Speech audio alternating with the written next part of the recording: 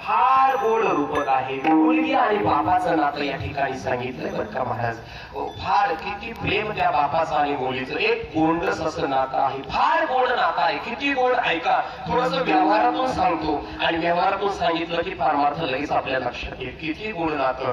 ज्यावेळेस महाराज ज्यावेळेस एखाद्या असणाऱ्या घरामध्ये मुलगी जन्माला येते ना त्यावेळेस खऱ्या अर्थानं आनंद त्या बापाला होत असतो हे लक्षात ठेवा.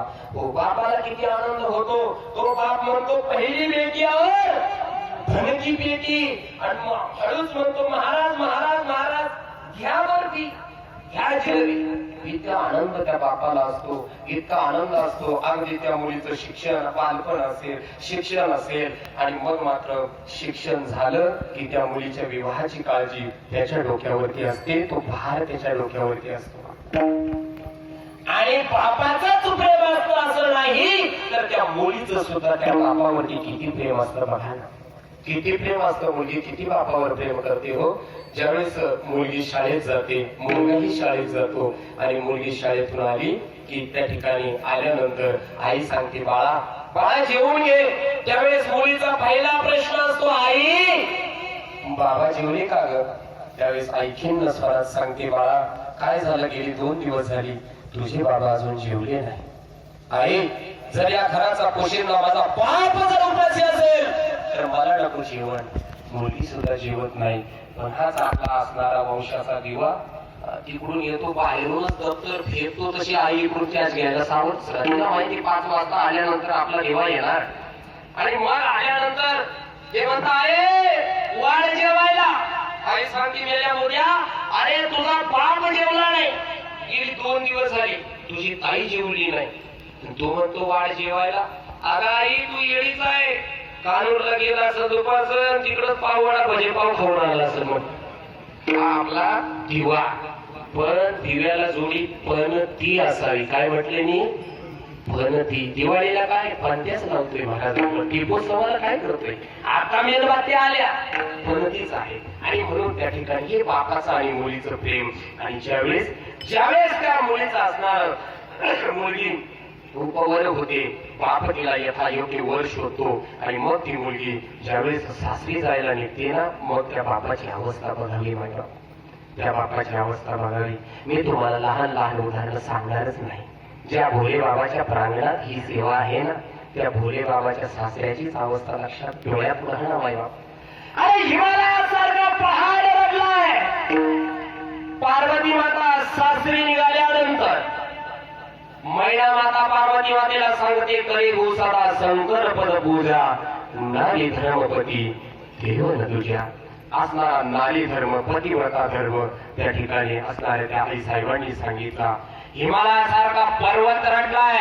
एकच काय कणवासारखा महामुनी रडतोय. शकुंतली करता जनकासारखा विदेही राजा रडतोय. जानकी करता सीता मैया करता. ज्यावेळेस मुलगी निघते ना आजोबाकडे येते. आजोबा येते बर का ये बाळा सुखी राहा. आजोबा एक लक्षात घ्या माझ्या बाबावरती लक्ष ठेवा. तशीच ती मुलगी पुढे येते.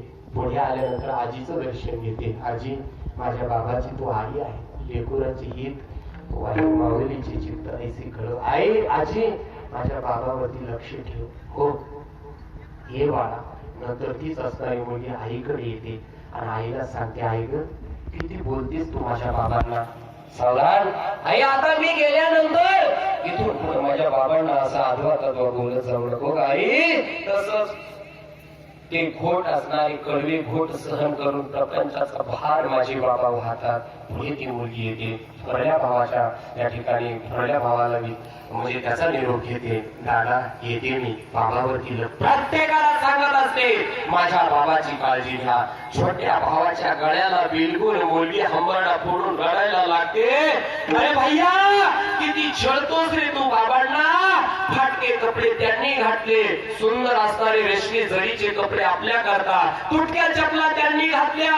सुंदर असणारे जोडे आपल्या करता. पोटाला म्हणजे उपाशी पोटी ते राहिले.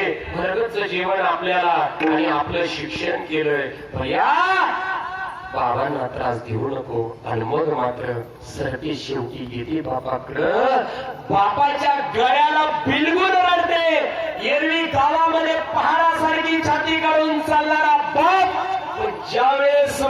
सासरी जायला निघते तो असणारा बाप ढसा ढसा ढसा ढसा त्या मुली करता रडत असतो मायबाप. ही मुलगी आणि बापासाठी म्हणून तर सांगितलं हिमालयासारखा पहाड.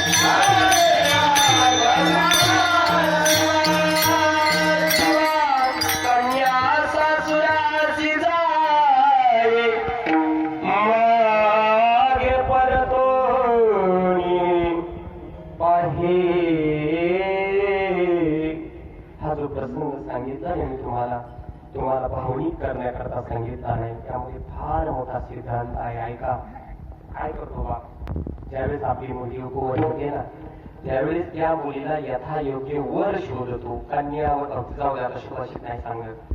आणि त्यानंतर वर शोधल्यानंतर त्या असणाऱ्या वराबरोबर आपल्या असणाऱ्या कन्येचा शुभ विवाह लावून देतो आणि तो बाप आपल्या जबाबदारीतून मुक्त होतो. हा झाला व्यवहार.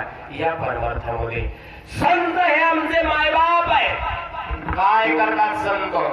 या संतांना साधक रूपी मुलगी आहे आणि असणारे हे संत या साधक रूपी मुलीचा विवाह पुरुषोत्तमाबरोबर अर्थात त्या परमात्म्याबरोबर लावून देतात. त्यावेळेस खऱ्या अर्थानं ते मुक्त होतात. म्हणून तुकोबाराय म्हणतात लाडकी लेकमी संतांची विठ्ठल.